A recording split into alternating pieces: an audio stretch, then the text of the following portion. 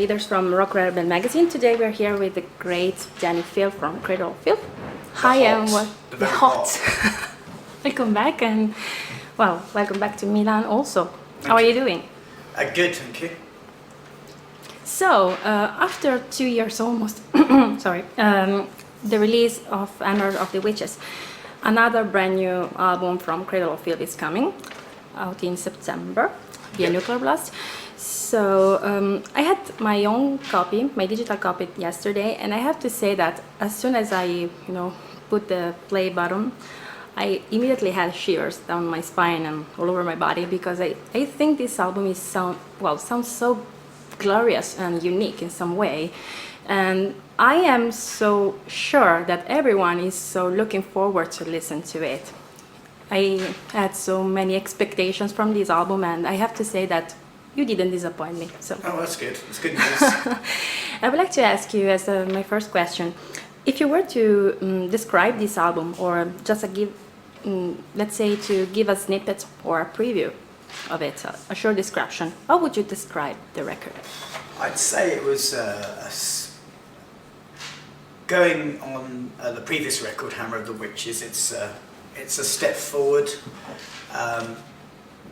A couple of journalists because this is my first down the press trip for this album, so I've only had the opinions of a few journalists, but they've likened it in atmosphere and maybe riffs to Cruelty and the Beast.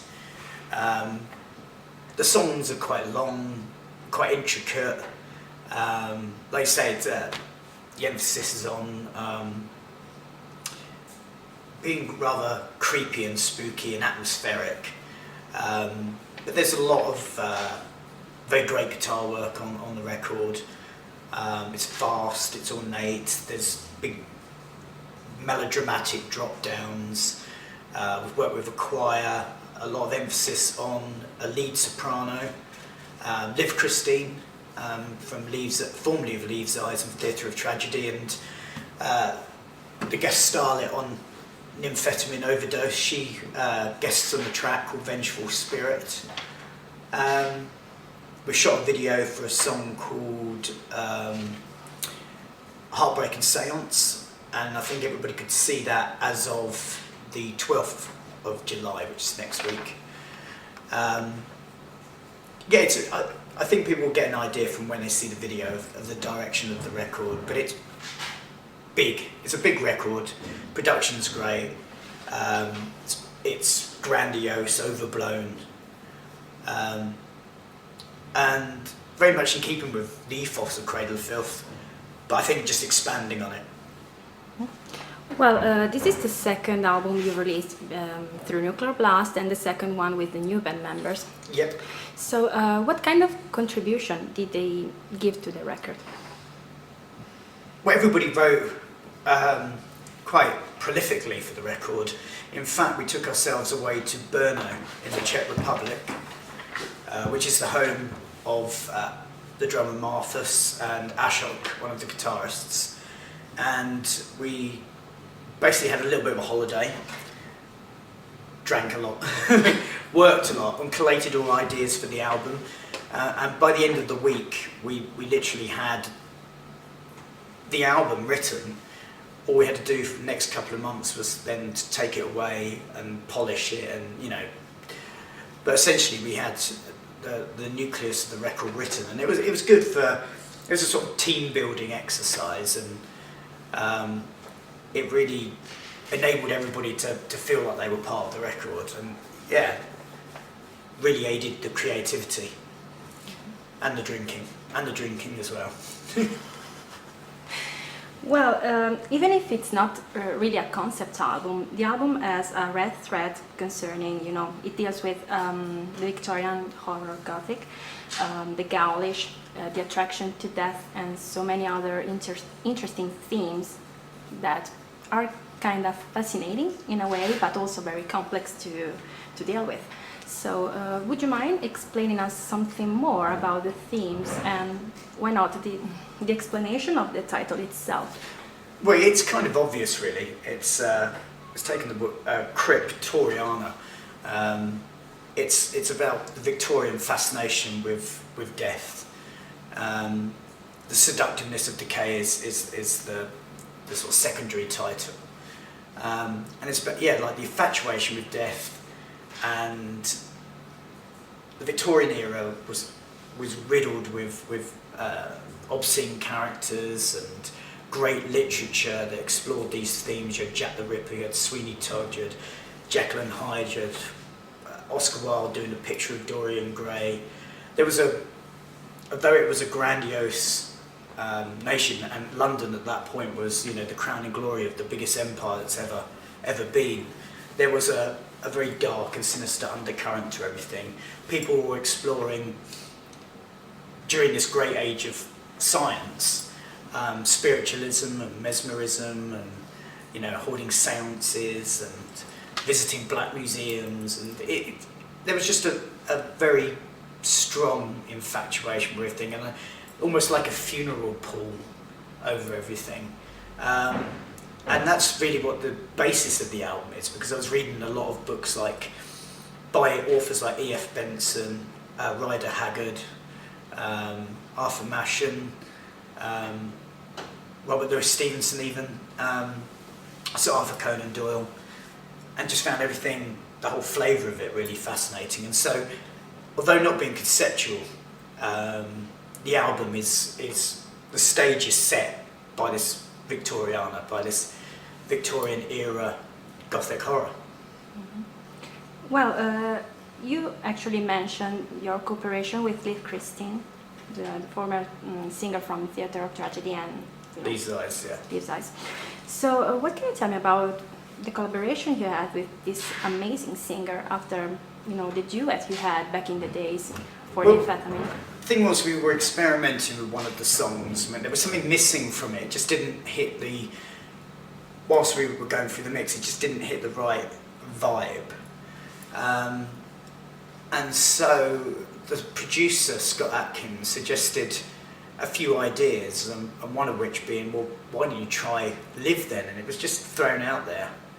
So got hold of her email and contacted her, and sort of gave her the opportunity to try the piece and the part, and it worked really well. It actually led to reconstructing the song a little bit to provide a longer second chorus, and yeah, I think it certainly turned the song on its head and made it a bit more evocative, and if anything, it just gives Cradle fans a sense of, you know, belonging, almost like there's a character from the past that's come back into the current Cradle of Filth sound, which I think, you know, it's like revisiting old themes, and yeah, I think people kind of like that. Actually, I liked it.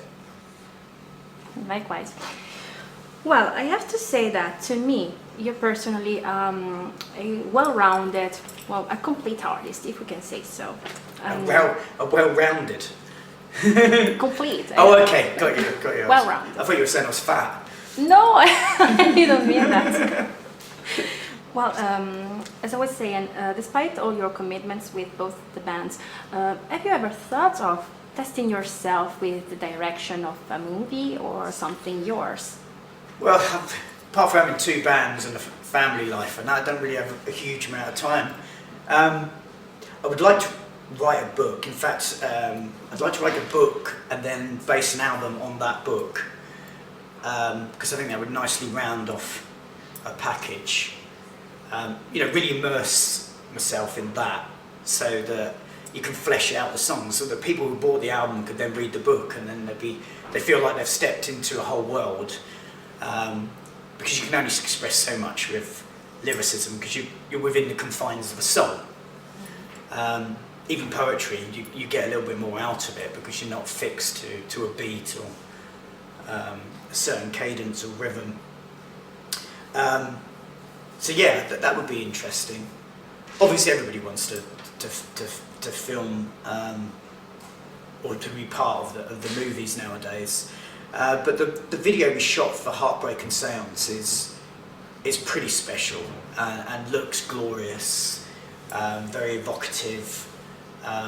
In fact, the director is also the artist of the album, Arthur's Bezinth, and some of the imagery and some of the people from the video also appear in the artwork for the booklet. So again, cool because it's very immersive and you can, it breeds a little bit of familiarity there. But people will see it next week. It's just astounding. I absolutely love it. Okay.